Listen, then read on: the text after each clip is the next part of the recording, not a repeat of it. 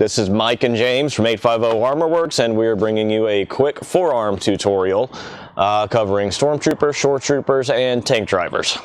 Well, he's bringing you the Well, I am. tutorial. He's going to provide some asinine commentary. I'm just going to be peanut gallery for the day. Peanut gallery. Yeah, we'll go and gather up the supplies real quick. Well, you'll need some glue. I need my glue, I need some accelerator. I'll need a little bit of extra sandpaper here. Those are already rough trimmed. Here's some 120, and yeah, that's good. That's all I need. Yeah, you don't need got some sandpapers. Got some glue. Got some sandpaper we're getting rid of. Things we use to trim the armor, as discussed, we use the bandsaw, but as this video is now brought to you by Lowe's and Craftsman, you can pick up a pair of straight snips from your local Lowe's store, and these are a wonderful tool for trimming armor if you don't have access to that.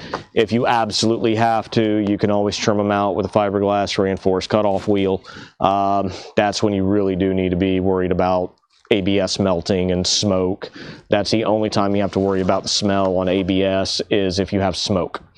Otherwise, that ABS smell, that's just ABS. And since these are already trimmed, the first thing I like to do is go ahead and knock off any of the burrs from the bandsaw.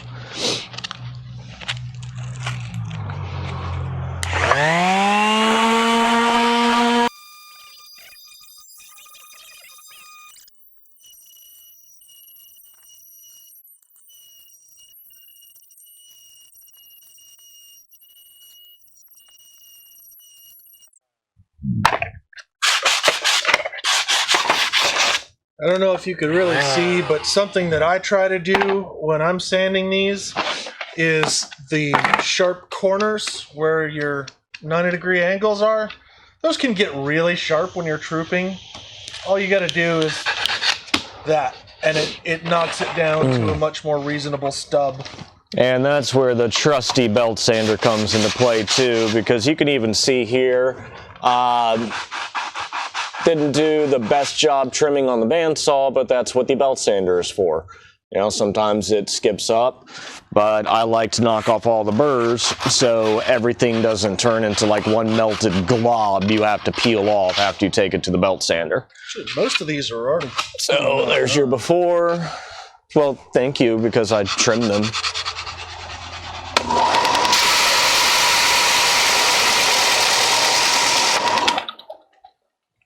And boom, just like that, evened up. So again, I can never stress enough, just go out and spend $100 on a belt sander. It's worth it if you're going to be building armor. It doesn't matter what kit you have or what you're going to be building or doing, just get a belt sander. Another thing to be aware of when you're cutting these out at home, whether you do it with an X-Acto knife or you've got a what do you call that tool up there? The thing you cut.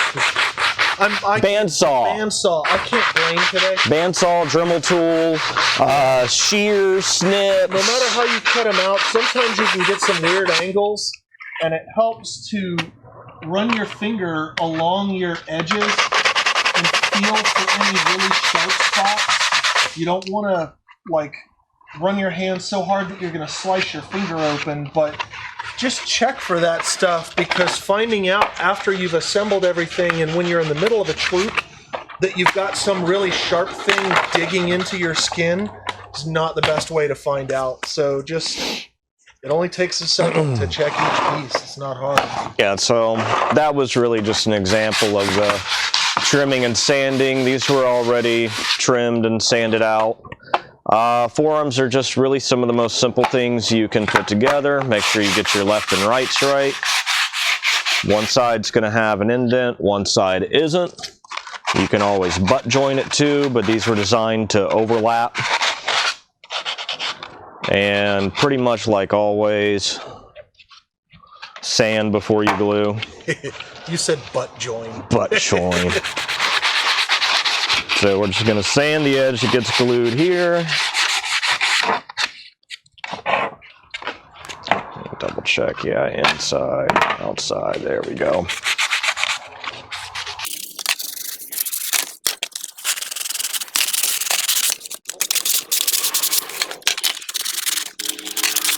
Another thing, this is something I see people like freak out about when they're trimming their armor, and they get an ugly cut. Oh yeah. Like that right there. I don't know if you can see that like divot in right there. People will freak out thinking that they've ruined their armor. This is an underlap. This is going to get completely covered, so it doesn't matter at all.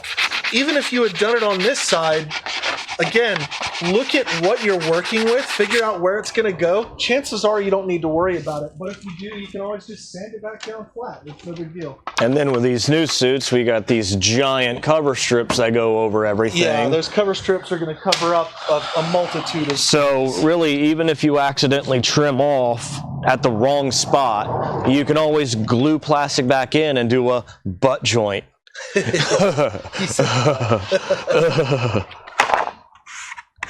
Alright, I'll have all these sanded and prepped for glued and matched for left and right. Forearms are just really some of the easiest things you can put together, and to me, one of the best things to start a kit on, because it's just done. I don't want to use that one. Which forearms are these? These are... Stormtrooper, Tank Trooper, Tank Driver, Stormtrooper. You've redone the molds then since mine. Oh, a couple times. Oh, I might need to do some new forearms because the old ones were a little thin on the wrist, and they tend to bite me real bad because I've got a thicker wrist. So I might need to pick up a new set of those for my tanker. I was able to make the shoulders work just fine.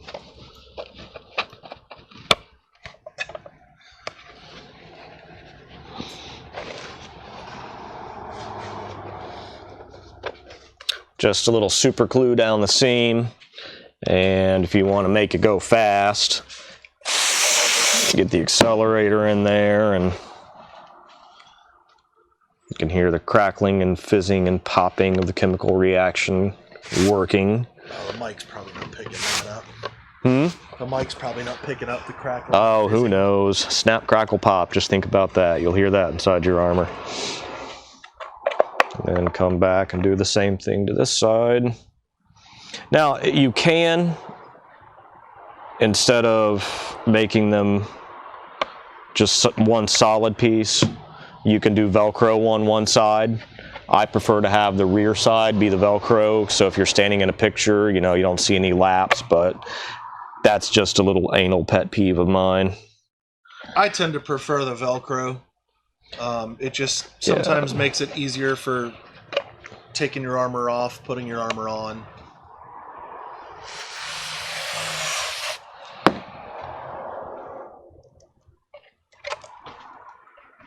Yum. And easy on, easy off. We'll get to the cover strips in just a minute and put this other one together. Same procedure.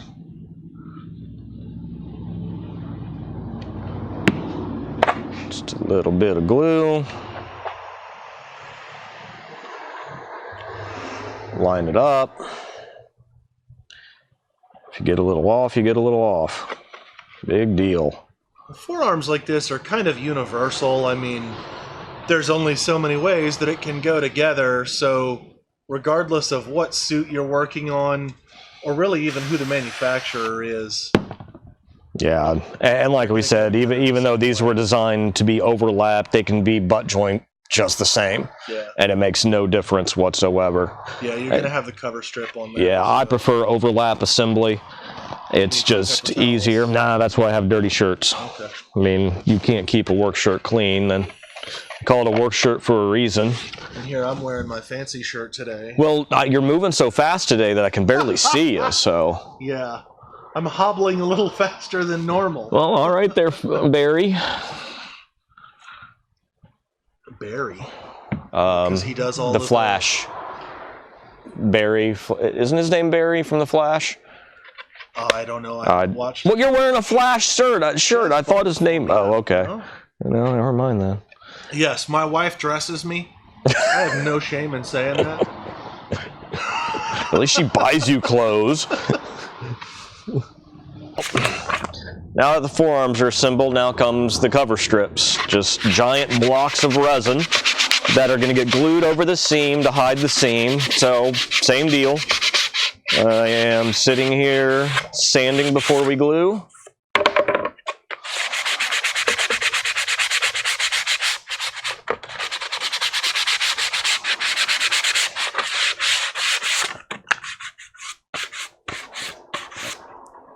And let me grab a cover strip from our pile over here.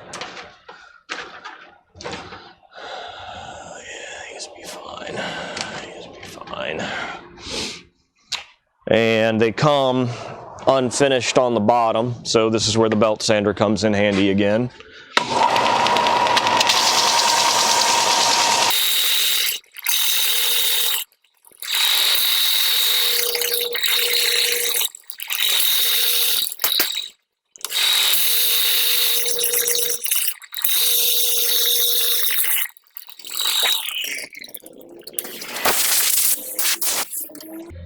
Tend to get a little dusty. So bottoms are planed off, and then just going to sand the top surface of it, get rid of some imperfections in 3D print lines. Since they're cast resin, they disappear really fast.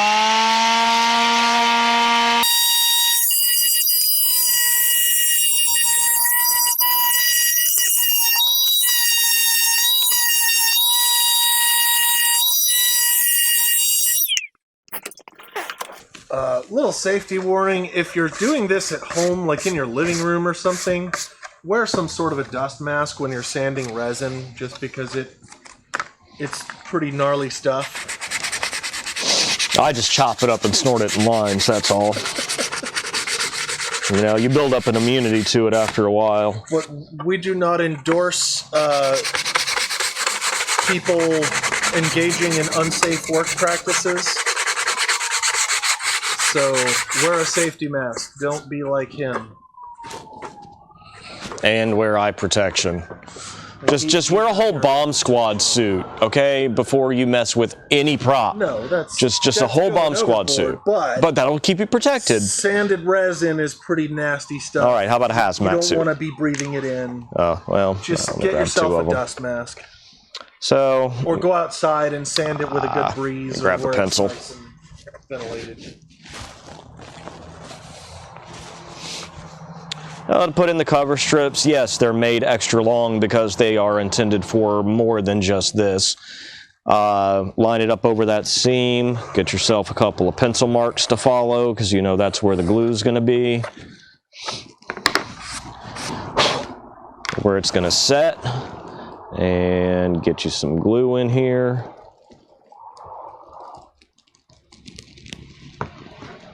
Now you have your pencil marks to guide you back in. And you're off. No, I'm on. Oh, and you're off. Yay. There. There it is.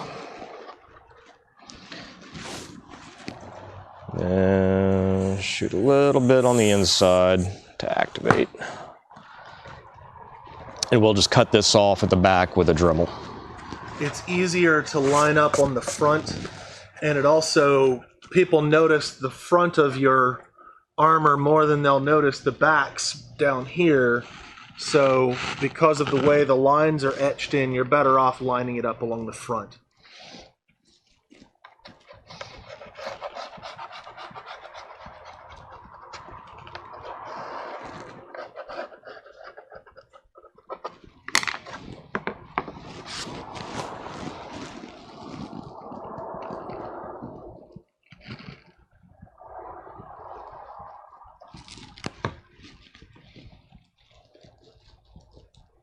You can also just use the raised edges as your lines. But I'd like you don't drawing have to do pencil the marks. Marking, but it just makes it so much easier when you're going to, after gluing, just to follow a pencil marker right back in, no lining it up, no slipping. And that's pretty much it for that one. Of course, I can't count. So I have to grab 2 more strips.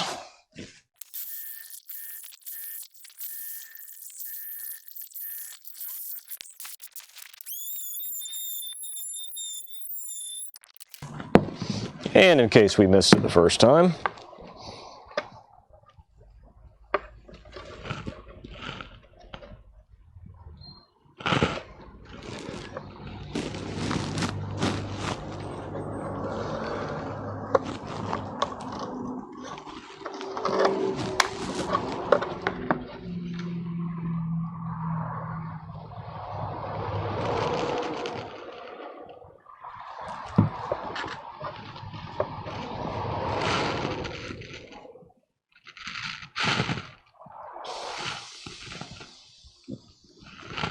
oh, excuse me.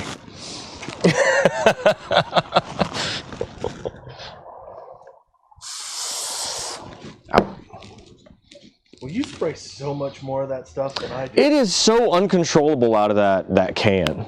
Kind of. It's just... maybe I just developed a soft touch. And sometimes I have a soft touch, sometimes I have a heavy hand, sometimes I don't care. Yeah. Yeah, it just... I mean, you've got this giant can for this bottle of fluid, so...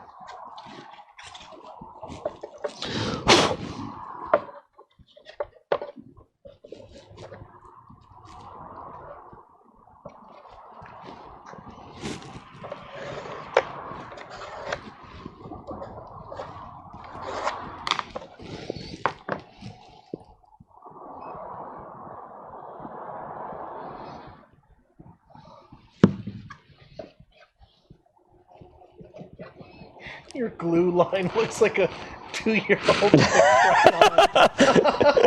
Doesn't matter what it looks like underneath, it's gonna stick. There, is that a softer touch for you? Good soft there. touch, yeah. There. Are you happy now? Yes. That I conserved a slight amount more of material? I'm happy. Yeah. That makes me happy. Suddenly an environmentalist here.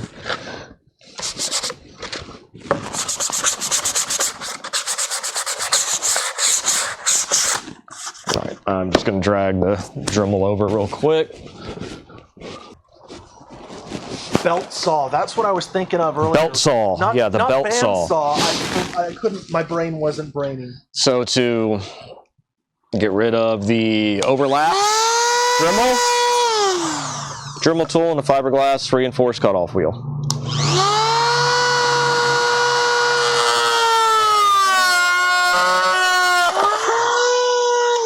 As long as your Dremel wheel doesn't break, which this one did.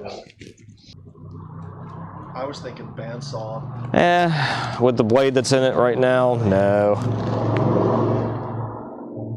There we go.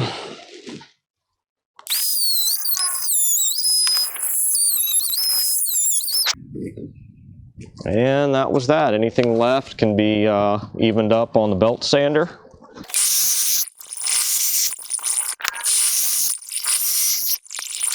And that is that. A almost paint ready set of forearms. Let's see.